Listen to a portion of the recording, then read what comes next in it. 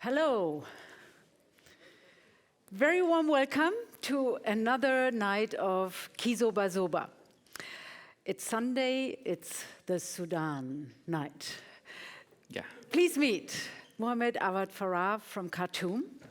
He is member of our Cinema Spaces network, and he has a very special position because in Sudan, as most of you would know, al-Bashir had forbidden and banned the cinema world for more than 30 years. So how to build up a cinema in an environment where, the last cinema was opened 30 years ago is a very, very special story. And he will tell us more about this. And the title of his lecture is talking about the revolution, because we were very impressed, all of us, I think I may speak here in behalf of the group, to learn how much filmmakers, even though untrained and no cinema infrastructure in Sudan for 30 years, were extremely crucial and influential in shaping the 2019 revolution. This is going to be the topic of Mohamed's talk, and the title is talking about the revolution, because the film that we are going to screen afterwards, Mohamed's choice, is talking about trees, but more. Mohamed, please, the floor is yours. Thank you.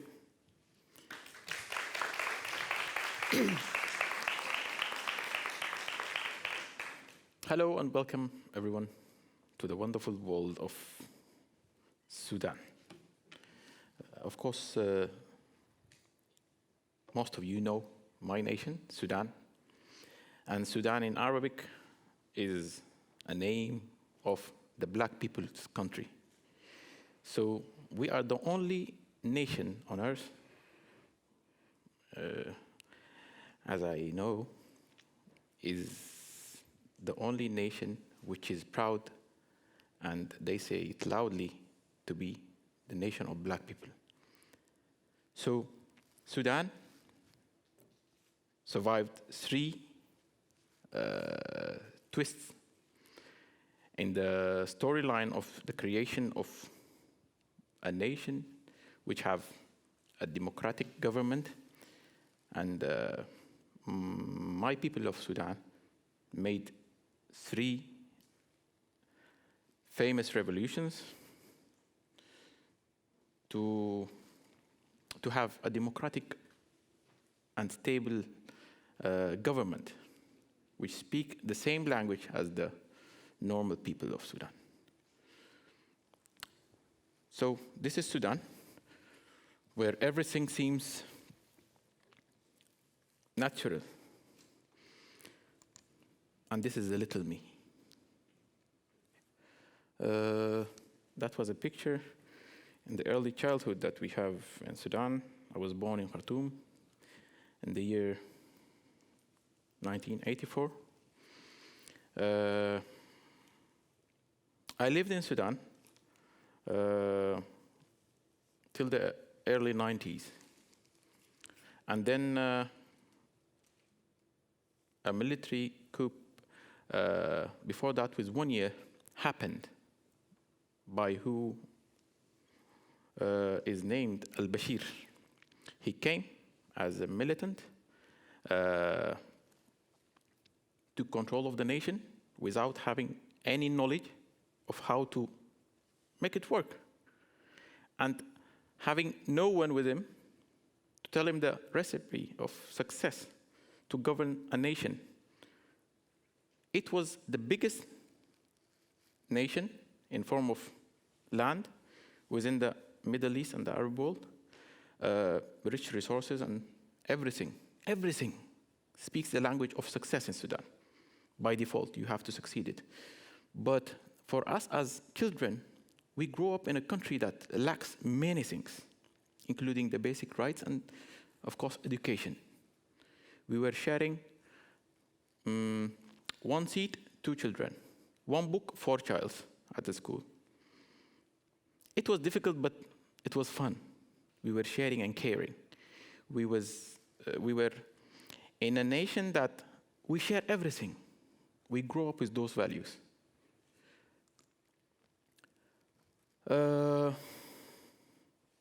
I studied architecture, because in Sudan, there's some definite things that your family consider you successful child if you study medicine and became a doctor or an engineer. The rest, even if you became an astronaut and make a great impact, no, they prefer you to be a doctor or engineer. So I took the track of studying architecture as an engineer. My family was so satisfied and considered me a loyal child. But unfortunately, in the year 2008, I broke my wrist in a site of an engineering project. So I couldn't have the ability to design for long because I broke my wrist and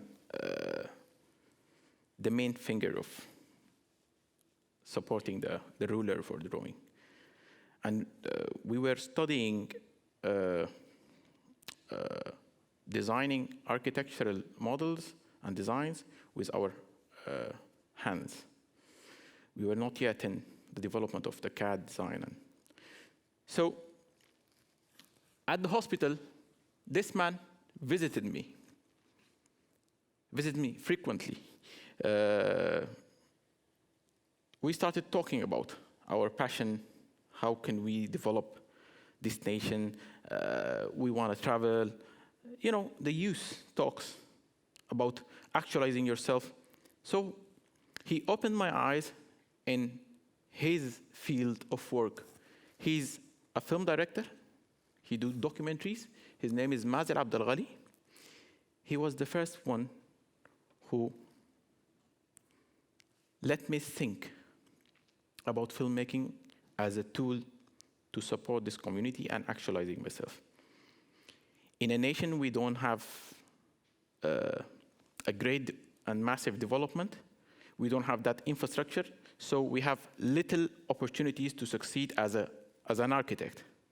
We don't do art in the form of building. We copy building designs. Just for example, my house, which my grandfather built, its design have been duplicated 12 times because people take it as it is and rebuild it. Because the basic needs is the low benchmark of demands. People want to just live and just eat anything, not to starve, and that's enough for them. So architecture was an innovation, and to tell them about the school of Bauhaus and the Roman Sikh architecture, and this is not the issue in Sudan. So Mazen told me that in Sudan, you can do documentary and change the mindset of the community rather than designing something architectural. So I started to think, I will try this field. And here, I salute the soul of Mazen, who died 2 months ago in a car crash in Saudi Arabia, where he was shooting a documentary about camels. And rest in peace. After a long time and a long journey in the field of filmmaking, and I traveled to too many places, learning, developing, and emphasizing how can I impact my society with films. I shifted my career totally, and I'm so convinced that documentary and films can change our lives, especially in countries where you have a living, natural stories to tell. You just learn the language, how to shift those stories and make it inspiring. The great thing that makes Sudan as a land of films unproduced and make us more passionate to tell the stories, that the struggle of the Sudanese people for the basic things and the basic rights, from the bread and the dry bread, not of good quality, but satisfying for them, to the luxury of having a car and a fuel. We can lack those things in addition to the electricity and blah, blah, blah. But if you saw a Sudanese man or woman in that atmosphere, they are extremely satisfied and happy, and they can enjoy living with the minimal provided for them. So, as the title of our event here in Humble Forum, Kizobazoba, which stands for a word that means do whatever you can with the little provided. Sudan was a typical Kizobazoba country. And I felt that this is what I want to do. And this is what I want to live and die doing. To document the features of humanity in my nation, and to tell the stories of the needy people, and to make an impact. And that was my choice, and I was so satisfied with it.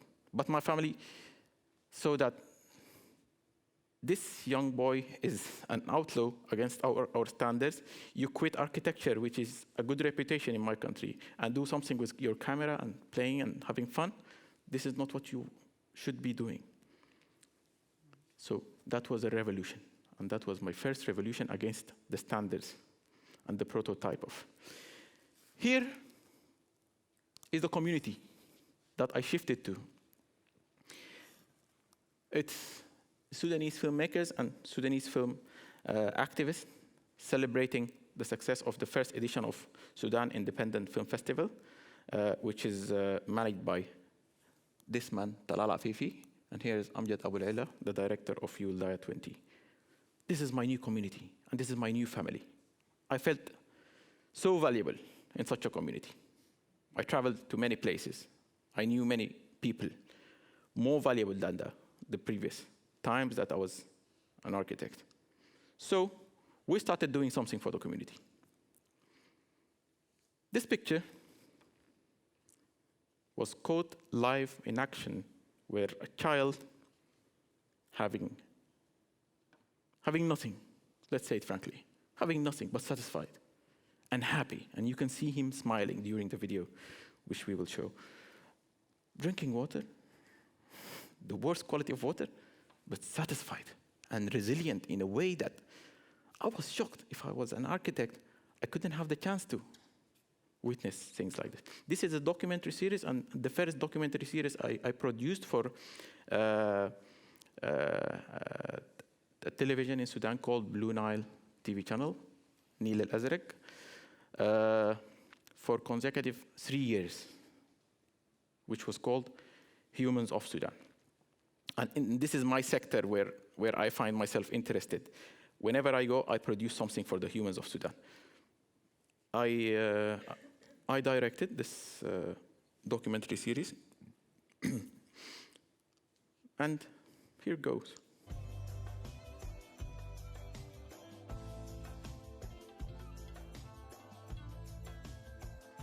إنه يشرب من المصدر مباشرة من ذات المكان الذي يشرب منه البهائم والأنعام، مما يعرضه لكثير من الأمراض. مسائلنا سكان المنطقة عن معاناتهم، يعني هم كانوا The people here demanded only a school for their children, and if it's possible to find someone who can drill a deeper well for water with an adequate pumping machine, that will be a bless. But they don't want anything except a school for their children. Because, as is he saying, they want a better future for their children, not for themselves. This is Abbas Izzat. He's a journalist, and he was having a paragraph at the daily newspaper, and we cooperated with him in this episode to go to those people. It's 30 kilometers away from the capital. So you can imagine, if you go further, how would it be like? المرأة أيضا تشارك في عملية جلب الماء من هذه البئر. He's saying that women also participate. And the camel is drinking from the same place that the little child drank from. Unfortunately, they are all satisfied with what they have. And that's the resilient And fortunately, those children stay alive.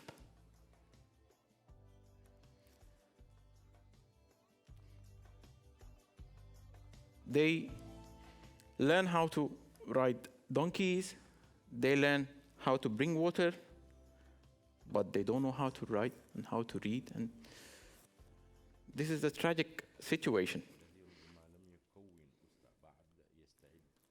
The great scenarios that happen frequently, that the bucket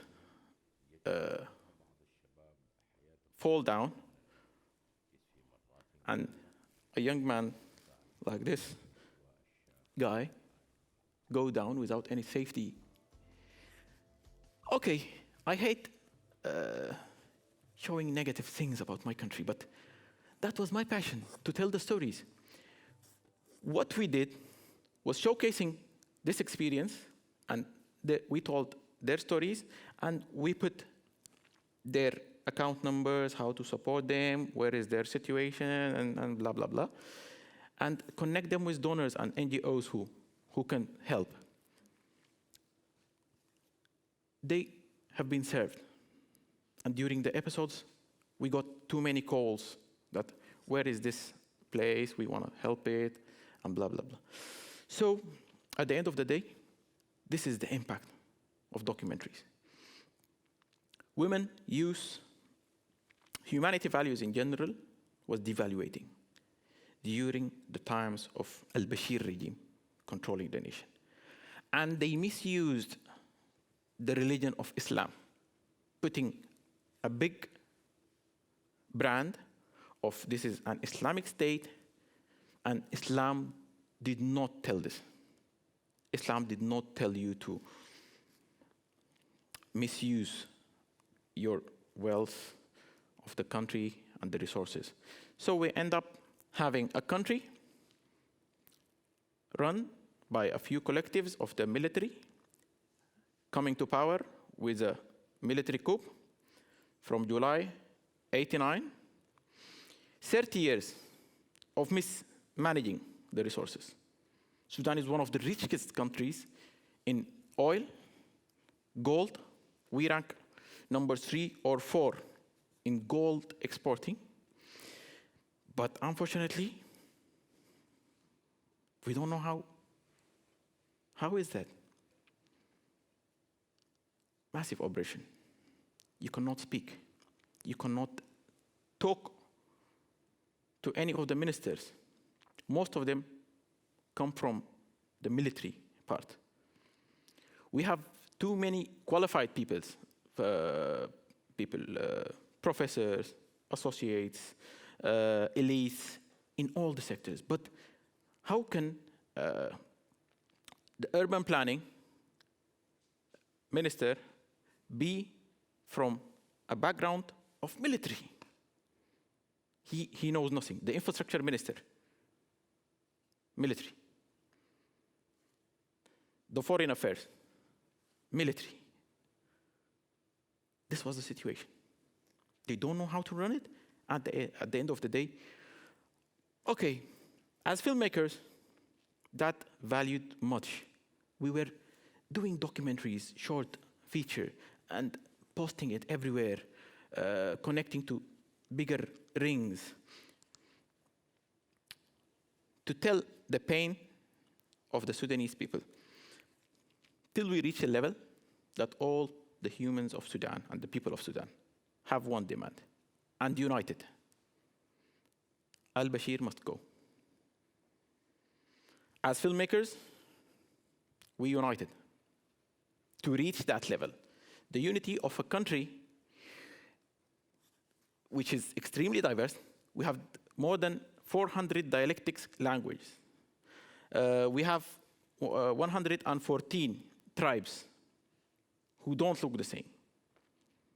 In my country, the broad color range of skins and features varies.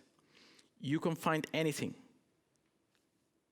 Blue eyes and Sudanese, white and Sudanese, black and Sudanese, yellow, all the color range. To unite them is very difficult. And we don't speak the same language. So as filmmakers and content creators, we united. And we formed Sudanese Filmmaking Association as a collision with Sudan Bukra TV channel. Sudan Bukra TV channel is a TV channel that speaks on behalf of the revolution of Sudan. We were suffering during the struggle of speaking out, where a country and its militants and rulers, those military people, know nothing about freedom of speech and knows nothing about human rights. In my experience of documenting things in Sudan, I lost more than 6 cameras. But after the unity with Sudan Bukra, the Sudanese Professional Association, which was the mindset and the leaders of the revolution of 2019 in Sudan, so we united to support the revolution. Whatever it takes, we will document. Many people can get suspended or sent to jail, but the journey continues. Who were the fuel of that? We used the graduates of our workshops and mentorship programs from the year 2012, where we established Sudanese Filmmaking Association, and this is the board of directors of the association. We have had a strategy to implement and to emphasize whatever it takes to make a filmmaking industry with mentorship, training programs, and all the programs that can support the better knowledge of visual and audio arts. So at the end of the day, we united with Sudan Bukra as a reputable form of a united professionals who know how to do good films, and they have a network globally to send and deliver the message. We use the outsource of using your graduates and members of the association, from students, graduates, and so on. And here's the output. Sudan Bukra TV channel, live broadcasting in Nilesat, and the military keeps cutting the internet, cutting the electricity, cutting everything. We are connected. We deliver. We send content. They shut down everything.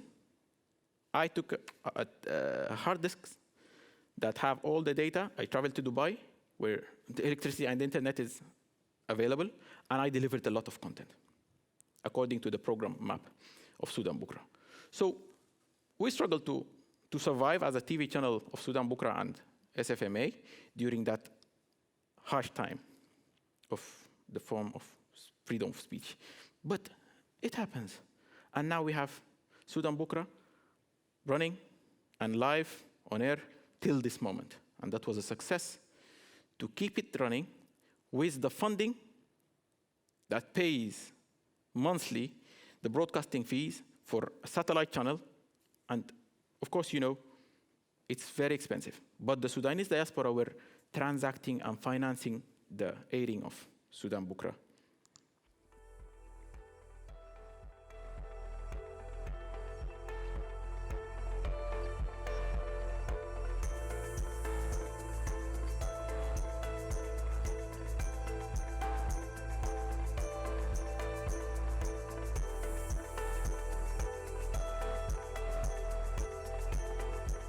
Documenting the marching, covering the marchings, covering if brutality happens and occurs. We frequently have 2-3 death cases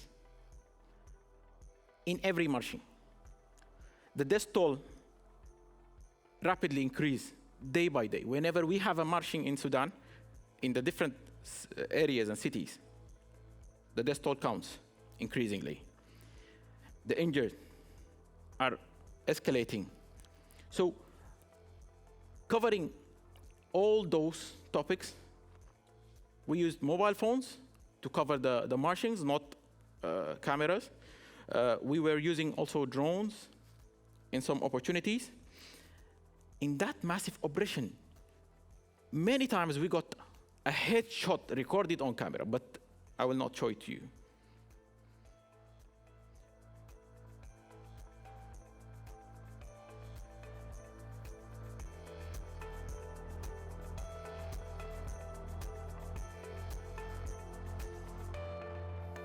The collision of Sudan Bukra with Sudanese Filmmaking Association was huge.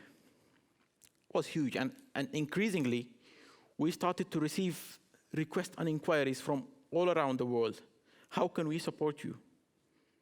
NGO supporting Sudan Bukra, funding the equipment, funding, etc., all the operations.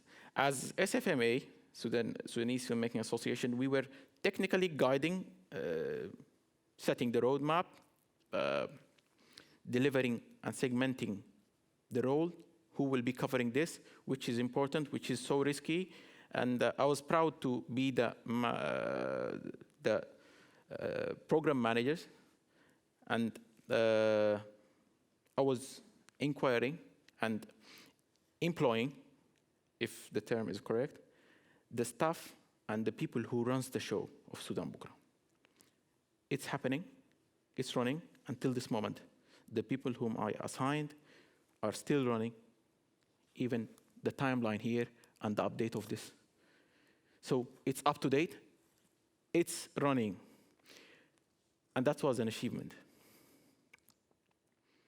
This is a message from Mr. Hussam. Hello everyone in Humboldt Forum and Cinema Spaces Network. My name is Hussam Mahdoub. I'm one of the founders of Sudan Bukra TV channel. I'm glad to talk to you about our collaboration with Mohamed Awad and the Sudanese Filmmaking Association.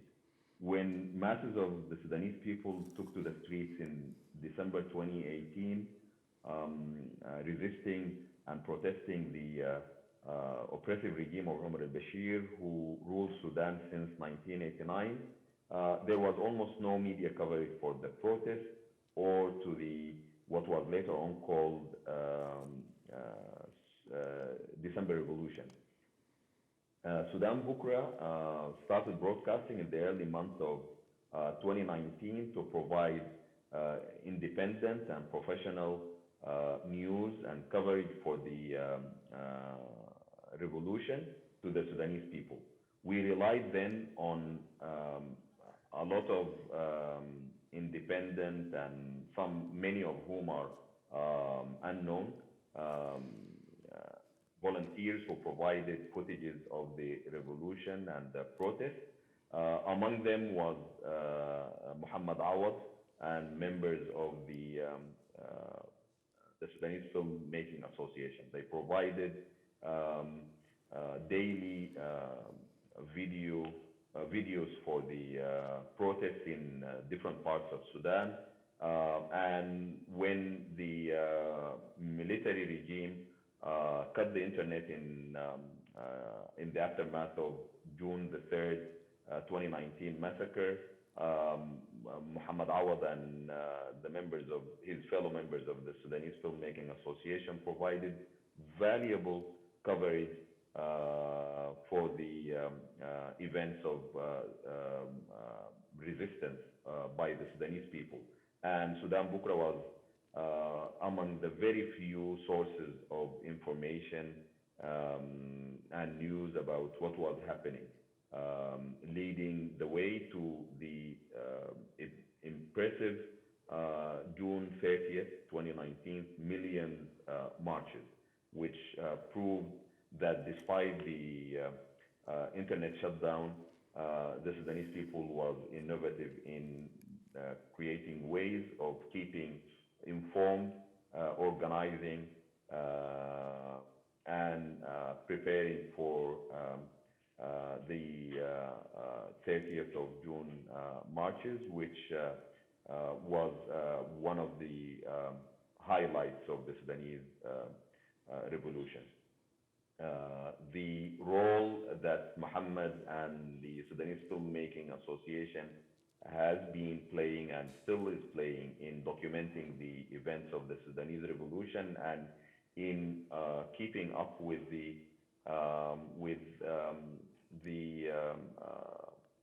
expectations and aspirations of the Sudanese people is an important role, and we are glad to be partners with them.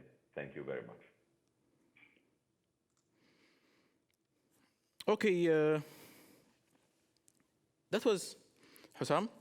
And now let's go to deep understanding of the mandates of Sudanese Filmmaking Association. Okay, why is it important? Why? We could have worked individually and things can happen. So we made a structure, guidelines that orient us to have a better tomorrow. And not to forget mentioning that the Islamic regime of al-Bashir banned cinema for 30 years, and it's still counting. Till this moment, cinemas cannot be reopened without funding, without supporting, without collaboration, without uniting. You cannot have a dance hall without exercising the dancing itself. So we should have an industry, and after we make the industry, we should fight to have that venues.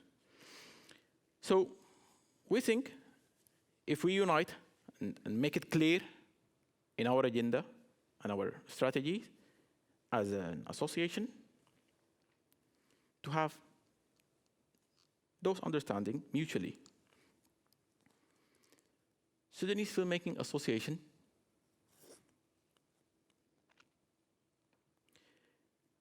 established earlier in 2012 and 13, working for a better tomorrow for film industry, training emerging filmmakers,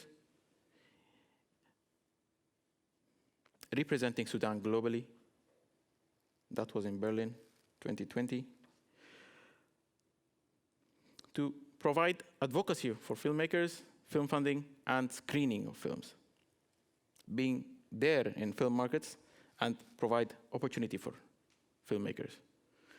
We have been selected as finalists in local initiative and who developed the film industry. Proud members of Cinema Spaces Network, proud members of International Documentary Association. And here it goes. We are planning to make it big and to have our own premises and Sudan Film House as a screening venue, a film makers hub to meet, show, discuss, and develop projects. It's clear. So now the demand to have the impact and to have more to show for the people of Sudan. This image have been taken at a ceremony of giving certificates to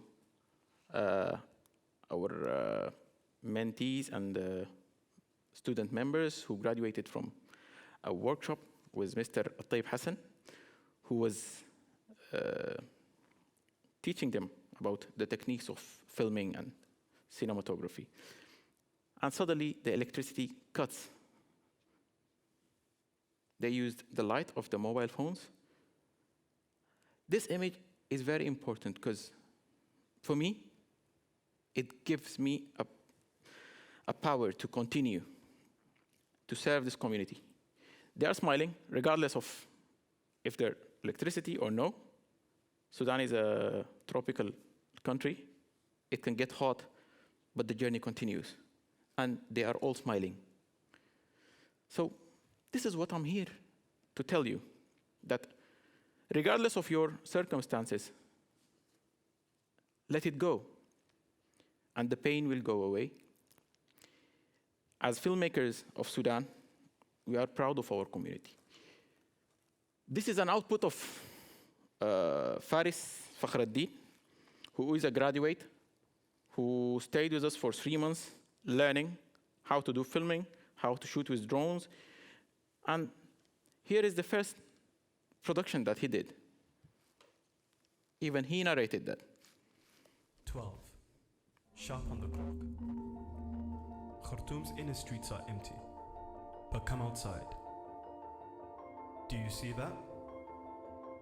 you'll see the beginning of our gathering. This is our first point of contact. We chant and wait patiently for the rest of us to arrive.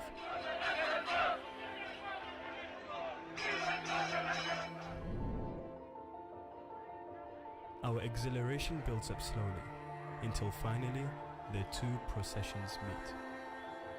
Our voices and chants pierce skies and touch the heavens.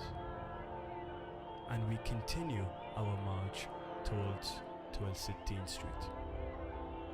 As we walk, that nostalgic feeling of safety and unity re-emerged. You know, the one where you lose sense of your individualism and become something of a collective. Your minds become one with everyone around you. Your voice electrified, your claps amplified, your walk revitalized. Do you know what I'm talking about?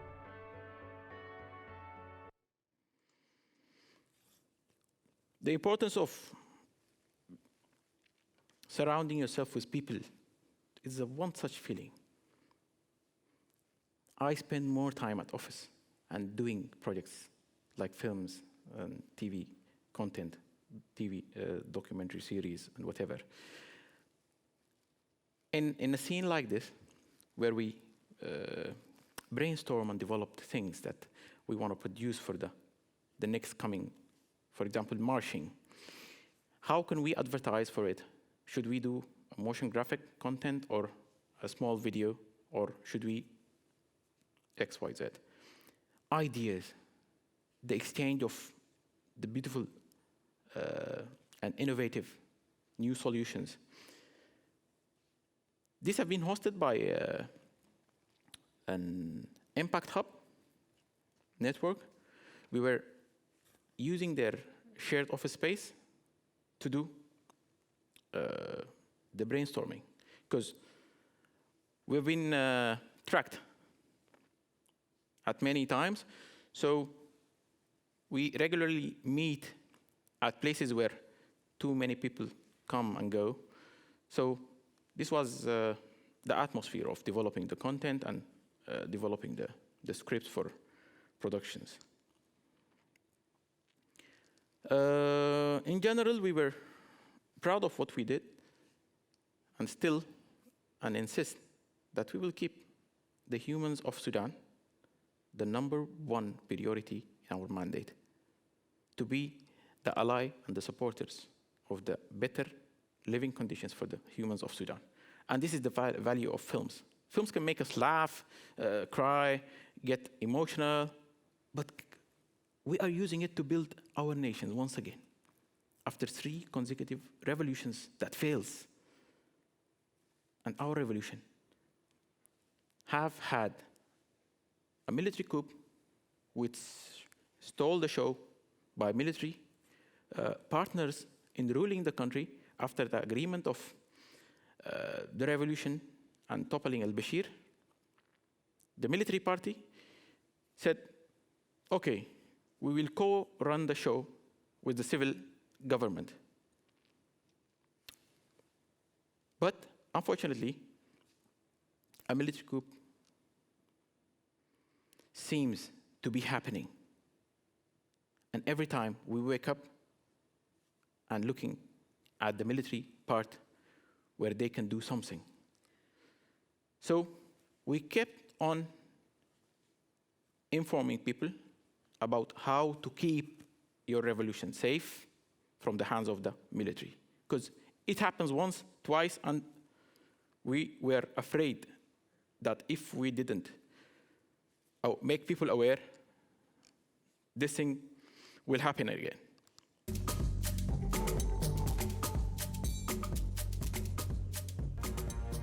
تأتي حاجة المجتمعات لبنيها وفقا لعوامل مختلفة.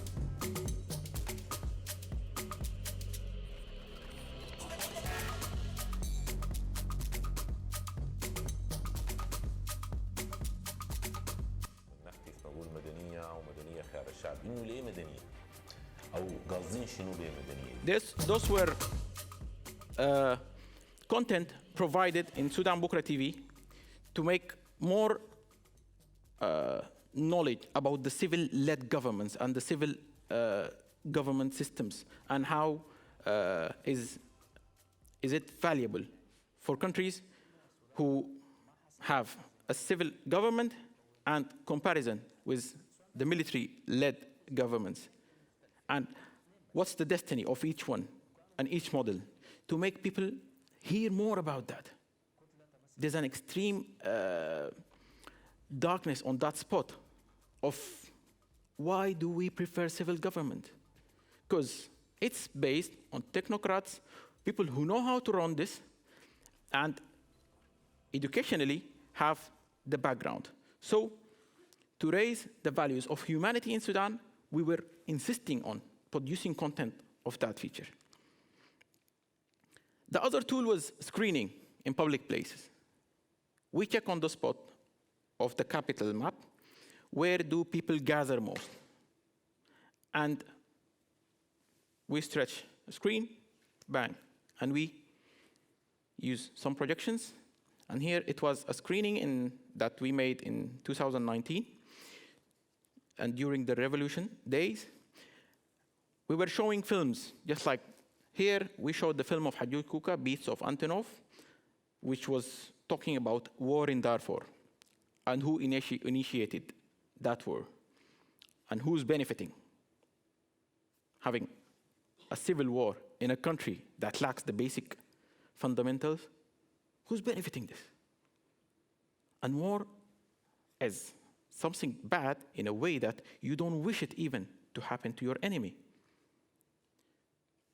We illustrated that film, which was perfectly executed by Hajooj Kuka. And for many of them, for the first time, they see a different perspective of the war in Darfur. They are staying in the capital, Khartoum. They don't know how it happens, what's exactly happening there. So screening gave chances to raise awareness for those people, to know their rights, to know exactly what's happening. So screening matters in communities that you have slightly a controlled media outlet. Films also inspire our community. We showed films about peaceful revolutions and make Q&A, discussions, dialogue initiated after the films. Peaceful revolutions, the outputs, the models, the different models, which countries succeeded in achieving that. Okay, what if that revolution turns to be an armed revolution? What are the outputs? What are the models? Screening paid off. We have had one of the most peaceful revolutions. All the revolutions of Sudan have been peaceful. The first revolution, the second revolution, the third revolution, which is the revolution of 2019.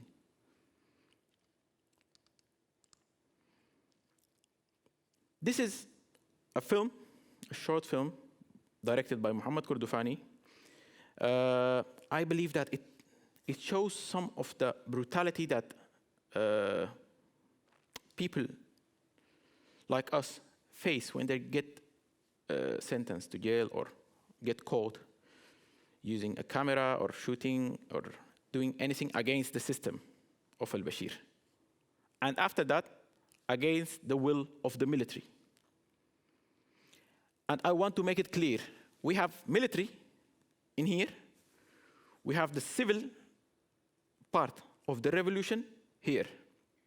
The military, which is currently still available in my nation, is still the same with all its potentials.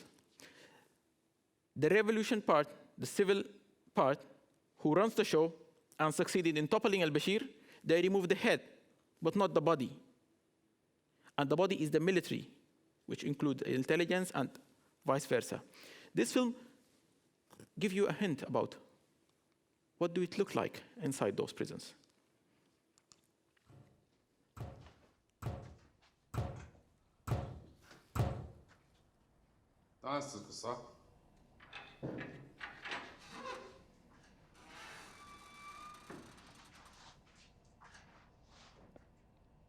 عامل فيها راسك قوي صح؟ انا الليله بكمل لك فهمك ده.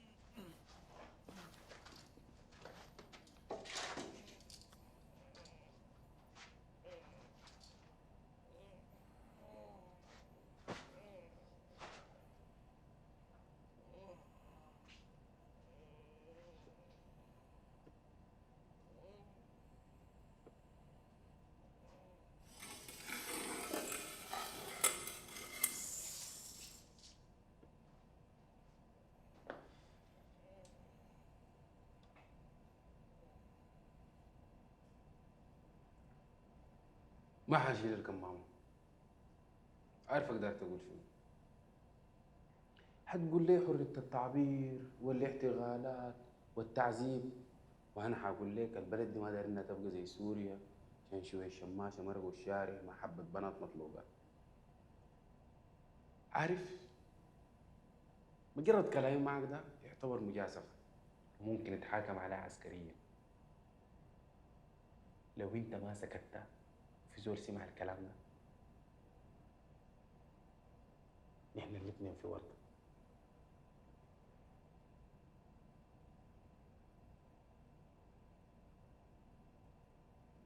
على فكرة أنا ممكن أقتلك وريح دماغي، لكن أنا محتاج ليك زي ما أنت محتاج لي، فعشان كده أحسن نشتغل مع بعض بدل نشتغل ضد بعض.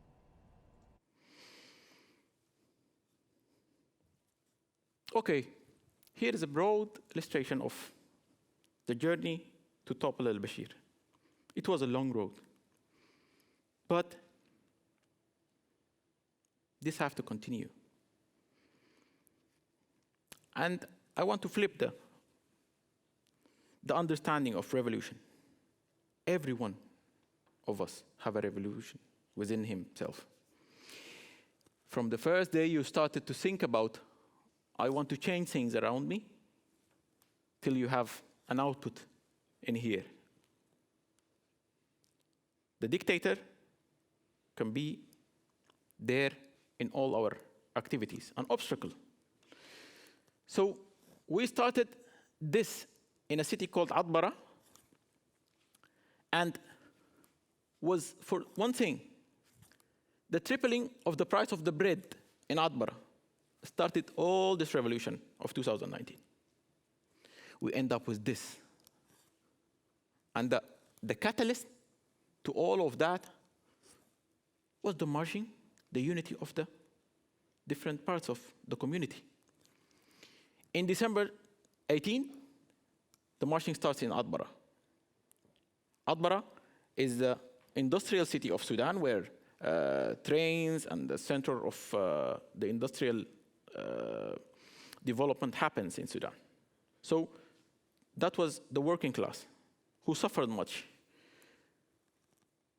It shifted to Khartoum in January 2019. The marching have had a great increase in the death toll of the protesters, including 19 security officers who died in such evolution of the events. In March, things escalated more. Protesters organizing to honor women. So values appears to happen here. It's not only marching. You are taking many values with you. Families go together with their children, with their wives and husbands, all together, unitedly, go to the marching. At the end of the day, a sit-in occurs in the military headquarters. requesting one demand to follow al-Bashir. This event, consider it as a storyline of you yourself. All of you have to make a revolution within yourself, to make a change for a better version of you. So save that in your mind map, and every time you face difficulty within your life, remember that you have to make a revolution and to change, but the change for a better version. For us, the sit-in was the main value and the main nucleus of the revolution. The sit-in where all the Sudanese people, the different dialectics, the different ethnic groups, the different political parties, all of them, we united at the capital, Khartoum, at the military headquarters. I consider that this is the nucleus of a new Sudanese people.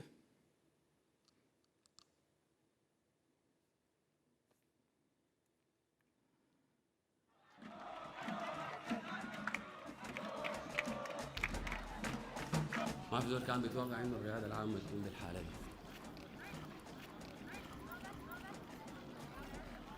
شارع مدرس بداخل الرياده العامه. المنظر عجيب.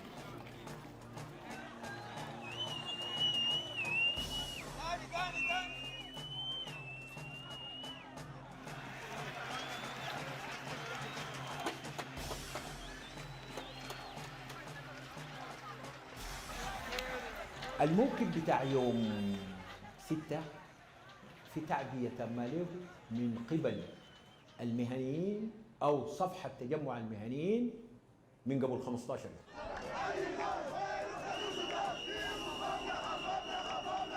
الشارع ده يوم 6 أبريل الشباب، الشابات، الناس الكبار، الموظفين، العطالة، أولاد الشارع، أولاد الورنيش، كان في عزيمة حقيقية إنه نحن تاني ما حنرجع لورا.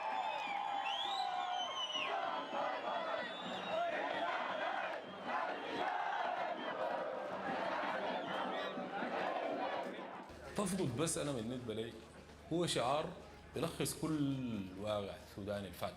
يوم 6 أبريل ده يوم الجمعة كنت قاعد بايت في درمان جايبين هدومنا وكماماتنا وحاجاتنا. طلعنا الصباح بعدين المدام عيننا لبعض كده الاثنين كلنا قاعدين ما نضحك. أي ذل فينا ما قادر يقول للثاني إنه أنا خايف. كمية من النسوان بثيابهم وأعمام كبار بعمم ويلاليف. ناس ما كانوا هم اللي بيطلعوا المظاهرات. يبقى كده السودان كله طلع.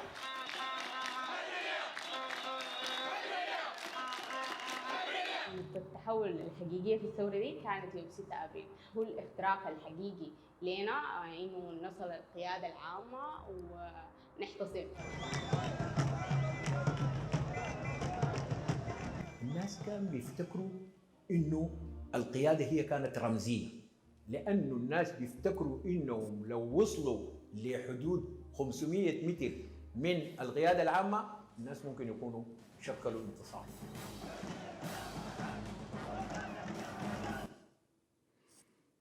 That was the critical moment. We trusted the military and gave them the way to run the show. Okay, those were the major, to learn from this lecture, the output, the coordination happens using media platforms, films, TV content, and vice versa. This is the benefit of having those tools at mobile phones. All have been done by mobile phones. Posting, social media, shooting, filming, etc. Sudan Bukra TV channel was the broadcast platform, regardless of if we had internet or no. Filmmakers, videographers documenting the brutality of the security forces. And the evidence are still there, some of them and some of it launched and some not, till we know that what will happen next. This is part of the atmosphere at the sit-in. People were literally staying there for 24/7. For 2 months, the Sudanese people united. You have more than 10,000 people in one place for 2 months together. Some of the ladies return home and bring with them food and etc.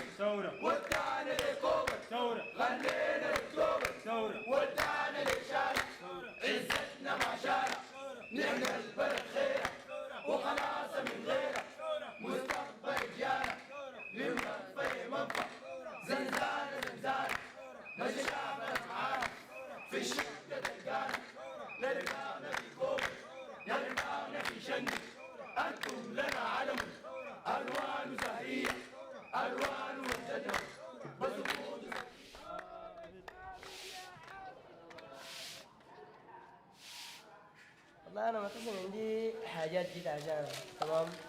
أول حاجة أنا أول مظاهرة كان حضرتها في العربي هنا في زول وقع قدامي، من ديكي حسيت إنه أنا كان ممكن أكون محله، فحاولت أكمل المشوار اللي هو بداو كويس، وجيت هنا عشان أرجع له حقه، ما لم إنه الناس اللي شاركوا في مقتله يتحاكموا قدام عيوني أنا ما راجع من هنا تمام.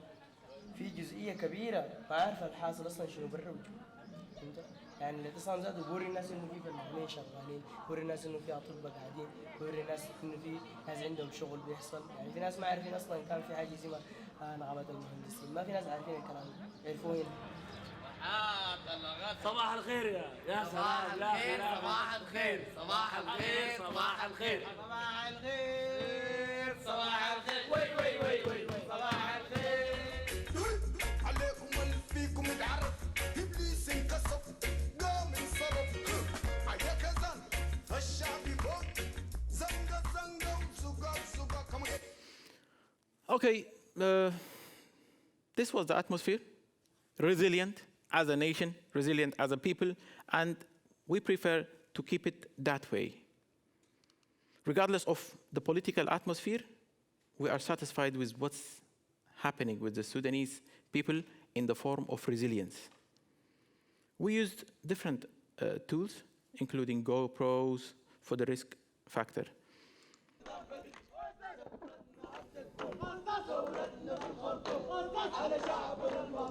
So I was putting, for example, me, myself, the camera and go, and come back after a few minutes to get the scenes shot of, for example.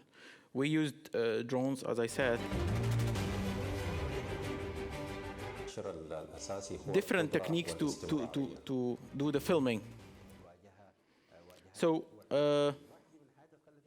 all of that consecutively keep pushing to have a better output of the revolution. I believe the collaboration between our association and Sudan Bukra paid off to actualize the outputs of the revolution. The catalyst, as I said, are those three factors to keep in mind, to keep it peaceful, and to have references and have a previous experience of what we are doing in the revolution, and to operate the media content creators, the social media campaigns, and the unity of the different parts of filmmakers and journalists.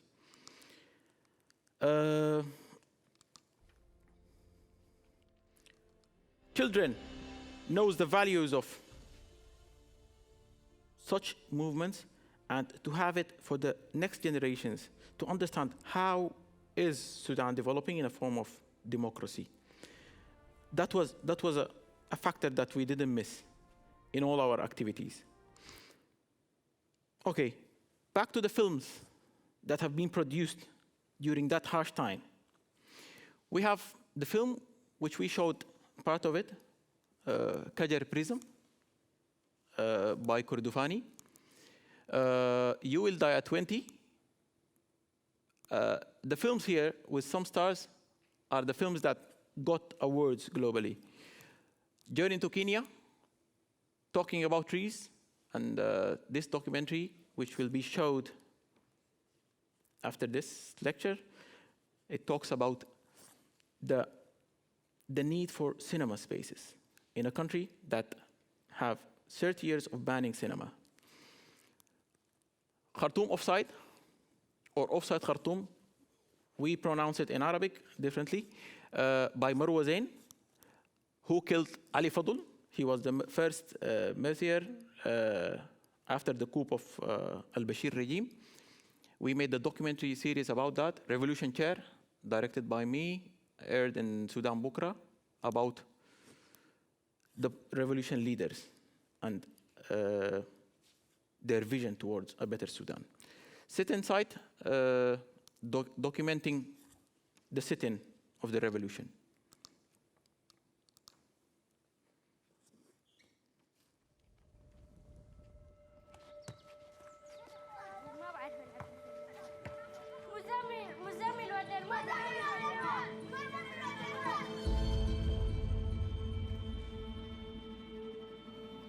ده ولدي مزمل.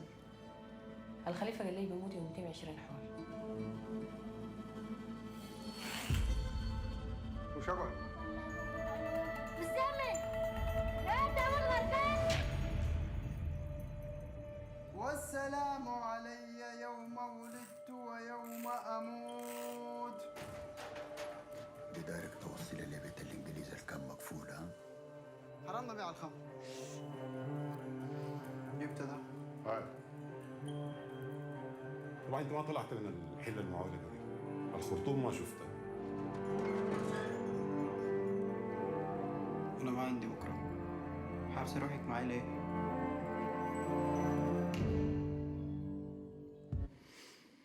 Okay, this is Amjad Abul Ila, the director of You Will Die at 20. Let's hear him. Hello everyone in Humboldt Forum, and I'm very happy that you are doing this, guys, and my regards also to our representative there, Mohamed Awad Farah at Sudanese Film Association. And it's great to have this kind of workshop and seminars from time to time, especially to support cinema in Africa. That's very important. This is me, Amjad Abul Ila, and I'm a director from Sudan, director and producer. I made You Will Die at 20, which was like a co-production between Sudan, Germany, France, and Norway, and yeah, Egypt and Qatar.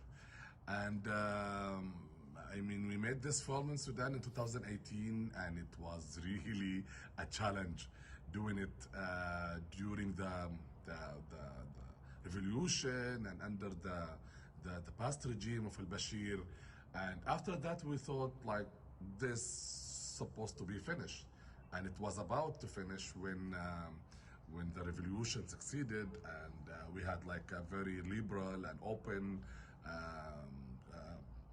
government, and we started to try to solve the problem with the government, and they were very collaborative till the military coup happened last October, and I think. Okay.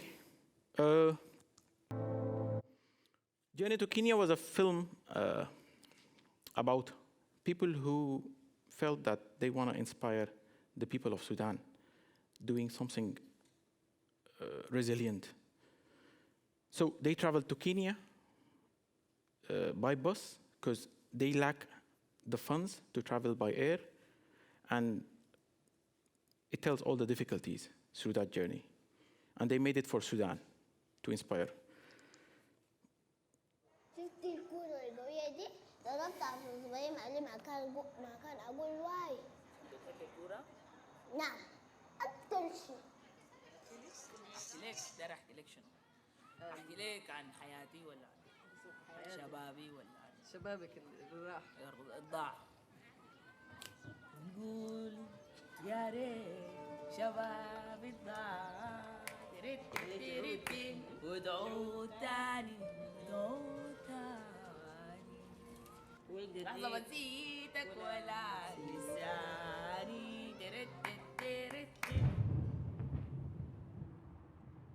لكن الرياضة الآن اللي بيتكلموا عنها الناس إنه دايرين يعملوا فريق لكرة القدم النسائي يلعب في دوري السودان، وأكثر من ذلك يلعب خارج السودان في أوروبا في أمريكا في أفريقيا.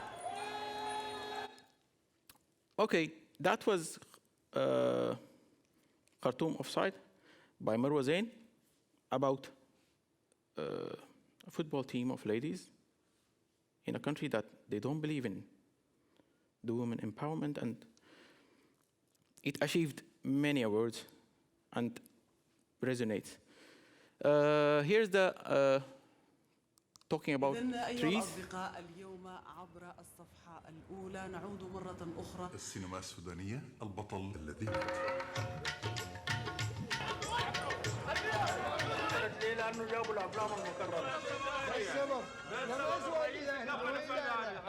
قول لي السينما شنو؟ نعمل في السينما دي بعدين شنو؟ أفلام الأكشن جاذبيتها أكبر. يا اخواننا عايزين نشغل سينما الثورة، ودي حارتكم ودي سينمتكم. هلموا هلموا، هذا فيلمكم الذي اخترتوه، عشان ما في واحد فيكم يجي يقول لي الفيلم كعب.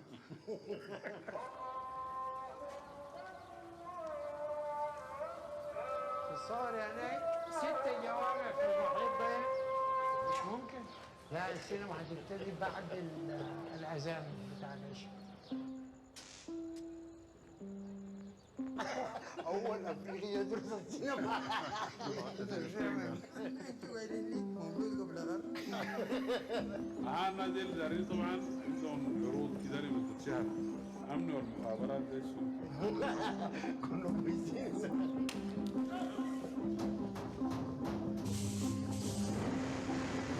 شغل كبير. شغل كبير جدا.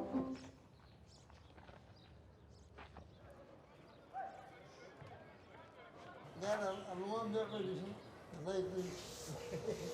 ما كان قاعد له في كرسي زي ده من الوطا كان This film will be shown after this lecture, so kindly be seated and enjoy it later on. Okay, this is the last film I directed and produced by the Sudanese Filmmaking Association. It showcased the situation of cinema in Sudan.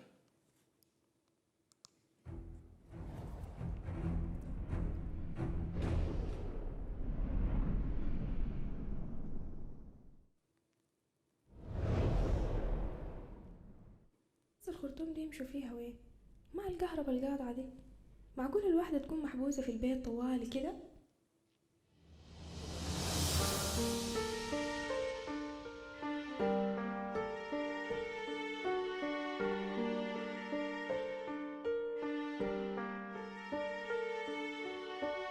لأن السينما دي صناعة، الصناعة دي بتحتاج لناس كثيرة مع بعض.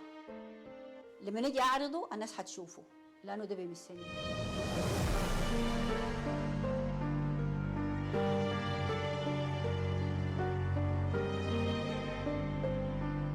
لكن دي كانت حاجة ثابتة لكل سكان الخرطوم والأغاليم وكده، كل السينمات يعني في سينما عطبرة، في مدني، في رفاع، بتلاقي في السينمات كل الناس بنفس المستوى بيمشوا. الناس لوج ديل، الناس شوية كده، وديل الطلبة والناس الحلة، التحيت الشعب. حصل شنو في الدنيا دي؟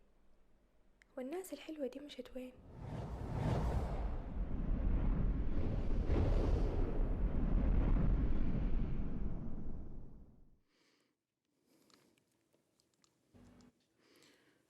Okay,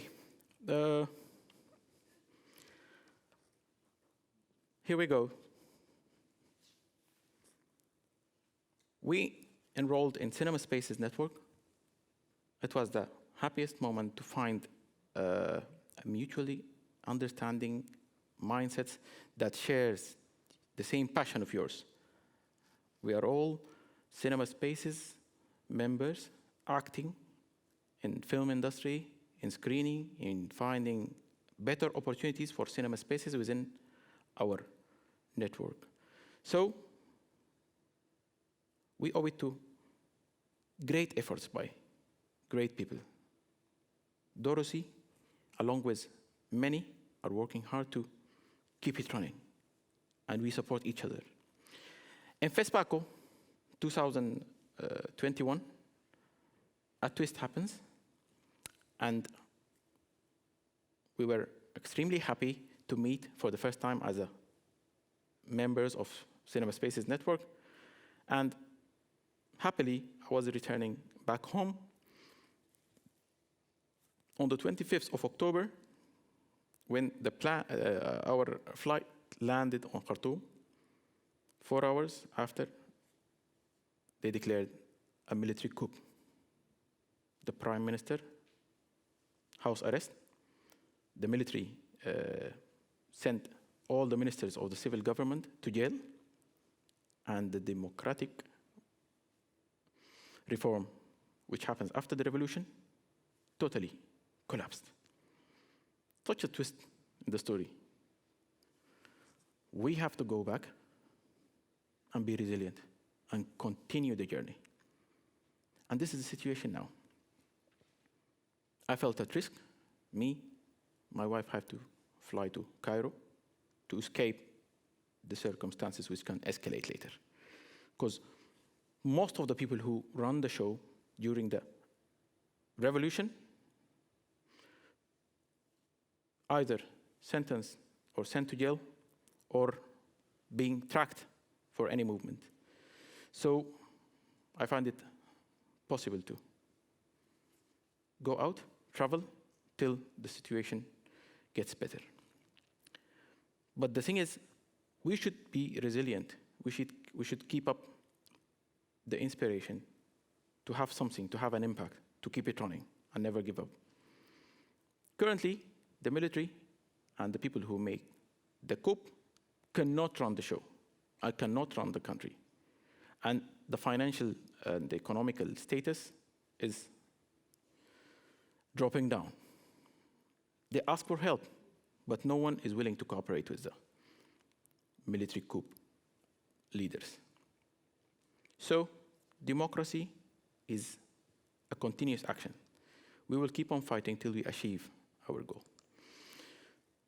Our goal for now is to have our independent venue using, according to my architectural background, I'm reusing the card for the sake of filmmaking.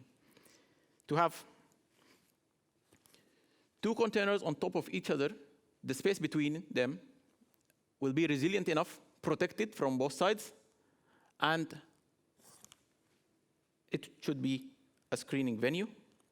And inside will be filmmakers' hub to stay protected, and at the same time to have an adequate place just like this one, but not in that wonderful quality. We don't demand that much. I believe we can start small, and this is the way we made things during the revolution. You remember that track line of the timeline of the revolution? Yeah, start small. 2 containers only, with no air conditions, because we can blow up the air. 2 containers, the space between them can be a screening venue. And it can develop. 2 more containers, roofed, and that's it. Hopefully, I wish next year I will come and show you. If I didn't come, you will see it live in action. Hopefully, we will do it the same way we toppled al-Bashir. Be part of the broad, inspiring resilience of the humans, and keep the show running, and never give up in all your life issues. Never give up. You will be there. The last question that I would love to ask, where is the dictator now? He's in jail. And we made it. Through films, and through commitment, and through 3 years of marching towards freedom. Small cameras can make change. Long live the revolution of the Sudanese people. One day, we will make democracy a real asset of the Sudanese people. Thank you, everyone. I'm so pleased to promise you that we will make democracy happen in Sudan. Thank you.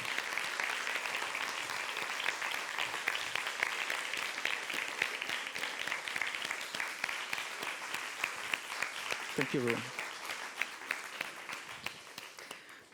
Thank you very much, Mohamed, for an insight taking us on a journey that shows how courageous, how inventive, and how important the filmmaker's contribution was to making the 2019 revolution a success, also taking us all the way to the current situation. No wonder it took a little bit longer than we expected. So I will open up immediately and ask you, before you start thinking about your questions, one little thing that connects talking about trees, the film we are showing later, that explains, for instance, also the history of Sudan being the one country in Africa that has the longest history in cinema.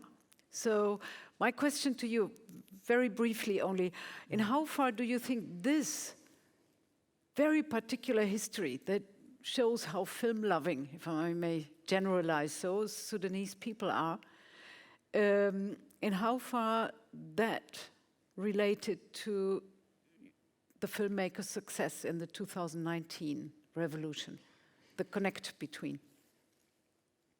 As I said in the timeline of the revolution, it's a formula. You should be resilient in demanding your rights. The Sudanese community didn't have cinema space or cinema venue to go to have that right and to exercise the right of getting entertained by films. We are a community of cinema lovers. We have many sayings that include cinema as a word to describe something extremely wonderful. We say in our own language that something is beautiful as much as cinema is, in our own language.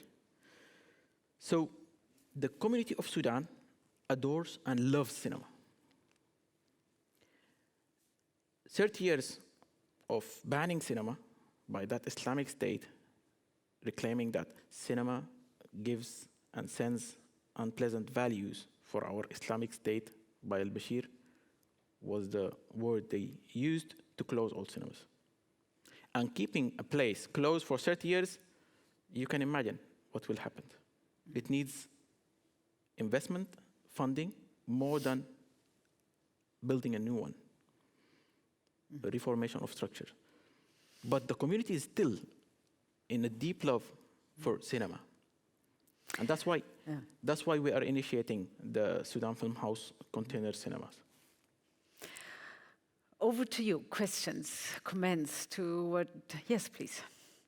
There are microphones. Here's the lady who wants to say something. It's coming from the back. Mohamed, thanks so much for the great, inspiring presentation. I was wondering, like unlike lots of revolutions that have been taking place in the Global South, the Sudanese revolution is probably for sure the strongest proletariat revolution in the Global South that has been taking place lately. So I got very emotional about that because that's been a struggle for all of us. And I want to hear from you. You talked a lot about unite, we united. So I wanted to hear more about how this work have been doing in terms of distributing and getting inputs from other sorts of associations and unions, peasants, industrial, in terms of producing and making the revolution as organic as it is. Thanks. Okay, if I understood the question clearly, because of your mask, I couldn't hear, but COVID is the reason. The formation and the unity of the Sudanese collectives and Sudanese people was a key word, and I used it many times because of one reason. During the last 30 years, the regime of al-Bashir banned the activity of associations and banned the activities of workers' societies and committees. And to unite, that was a taboo. But what they did was forming a fake models of committees for workers that they use their people and their political party to shape that model and have the name title, the workers' associates, the doctors' committee. And they use their agents and their lobbies to control that. To end up having a demolished community that have nothing to bind them. And to start war based on, with the South, based on the religion. They are Christians and the North is Muslim. We will fight for the religion. And they were dissecting and dividing to rule. So that's the key word. To work hard to unite a community of 114 tribes, more than 400 dialectic and local language, to unite them was very difficult. But after the revolution, we have doctors' committee, active and independent, engineers' committee, filmmaking association as we do. For the first time, we unite all under one umbrella to help the community. So I believe the unity is a great treasure that all communities should have it and should have a segment of their productions and their content that is delivered to their community to keep us united as humans, as mutual understanding between people, professionals, each in its category. We should unite. And the more we unite, the easier to achieve their goal, the goals. So I hope that have something to do with your question. I don't see another hand at the moment. Yes, there. Hello. Hello. Do you hear me? Okay. Thank you for the lecture and presentation. It's a bliss to see. You can remove the mask a little bit to hear you. Yes, gladly. Okay. So I was wondering about the process of financing the whole projects that you talk about, and you mentioned during your lecture that it's basically financed through diaspora, and I wanted to know about that a little bit more. And another technical question is that how did you fight back the, so to say, intelligence service, and how did you stay safe during the revolutionary moment and doing the counteractions? And how is it now that you are all, after 2021, how did it shifted after the coup again? The intelligence. Yes, and how do you keep safe still? And maybe these are two technical questions because I'm Iranian, and as you know, we are also having one of the longest dictatorships in this globus. And so you are from where? Iran. Iran. And, the only nation which was a great friend of al-Bashir was Iran.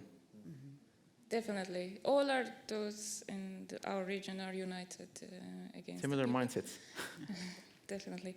So, and the third question, keeping in mind the great and bold and sharp presence of women during the 2019 revolution in Sudan, I was wondering how is the participation of women in your community? Because as much as I understood, you presented one woman filmmaker and 4 others, and it was, to my taste, a little bit really male-dominated. So your presentation of the revolution, the images you showed us, and the speakers that you showed us, there was only one woman talking for maybe 2 minutes, and in the last 2 films we saw a little bit more. So thank you so much. Thank you. Funding first. The funding. Okay, actually, the funding for the containers,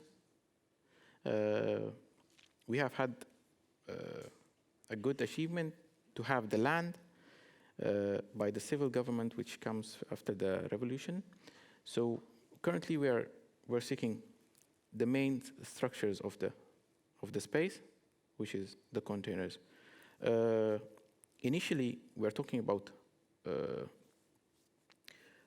cost of containers and projection and screening in the minimal possible standards. For us, we are looking for partners who share the same motive to make it happen. And believe me that the Sudanese people can watch films in any circumstances, regardless of its container or its an open air cinema. I can add, Mohamed and SFMA have achieved to get the lease for the land where they want to build the container cinema. So that is one contribution, which of course makes it much easier to attract funders. So it's a project in the funding project. Mohamed, within soon, we need to come to an end. 2 more questions are there. How did you cope with the military intelligence throughout the revolution and now in your current state? From the first day the revolution started, I had to travel many times. Whenever it gets, the security level gets tough, I travel to neighboring countries and stay there till, and I'm at the front. Many people who work under my umbrella as a representative of the association. So I keep them safe without mentioning their names in whatever we produce. We just write Sudanese Filmmaking Association. So people know me and the association and few people to keep them safe. So probably in all our productions and content that we present for the community, we never write names directed by or cinematography or editing. No, we keep it like that, and we air under the umbrella of Sudan Bukra. All the content that is aired on the TV channel of the revolution. So the intelligence are not that great in terms of technology. So we used VPN, we hid our IP address. We used those techniques, you know them, in Iran. With the financing, I meant the TV channel and satellite, which we know it's not so easy to manage, you know, especially in times of internet shutdown. The financing of Bukra. Who is financing it? Because, the Sudanese diaspora. We are in an era that all of the nations under the dictatorships experienced the internet shutdown in the revolutionary moments. Yeah. That's what I'm asking. How did you manage to go around that? The financing of TV Bukra. Who is financing Sudan Bukra is financed 100% by the Sudanese diaspora. I can give you numbers. The airing of Sudan Bukra monthly consume for satellite channel rental only $14,000. Sudanese diaspora all over the world unite paying that.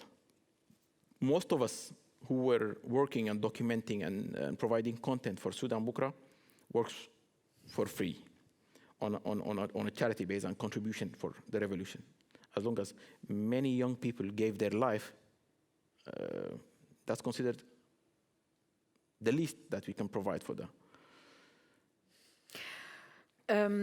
We have to have some time for airing. Quickly, very important, say something about women at SFMA during the revolution. The lady was referring only to Marwa Zain's film, Marwa's Khartoum Offside you were mentioning. Maybe you comment on the question, or maybe the lack of presence of women in your Cine Women lecture. filmmakers, Marwa speaks louder than us. She achieved it big. Marwa have been raised in Egypt, and let me tell you one last thing. In Sudan, our community is very conservative, and having 30 years of oppression and controlling women, it's not easy to set women freely to learn filmmaking. In our community, they don't understand that manner of having a lady holding a camera and shooting, and that was difficult, but it starts to change. So in the last year, we've trained more than 100 ladies in our continuous development programs and trainings. Marwa have been raised in Cairo, studied in the Cinema Institute in Cairo, have a community of filmmakers who are so into the industry, and that's why Marwa Zain made it. But unlike ladies who love and passionate about cinema and filmmaking in Sudan, there is no film school in Sudan in a proper way. Officially, there is no open cinema for more than 30 years. So to exercise this, for us as filmmakers, it was so difficult. I had to travel to Al Jazeera in Qatar to learn more about and to have education about documentary filmmaking. I studied in also being trained in Deutsche Welle Academy to learn more about the strategies of media development in Bonn. For my community in Sudan, there's some conservative issues about letting them as ladies travel and gain experience overseas unless your family is living abroad. So we are looking forward to support female and ladies in the forms of having better voices in the filmmaking industry. But last but not least, there was a famous saying and a chanting and a song made for ladies during the revolution of 2019. It was in Arabic, says, الثورة دي ثورة بنات.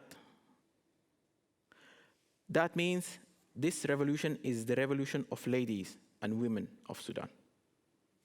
It's a long song.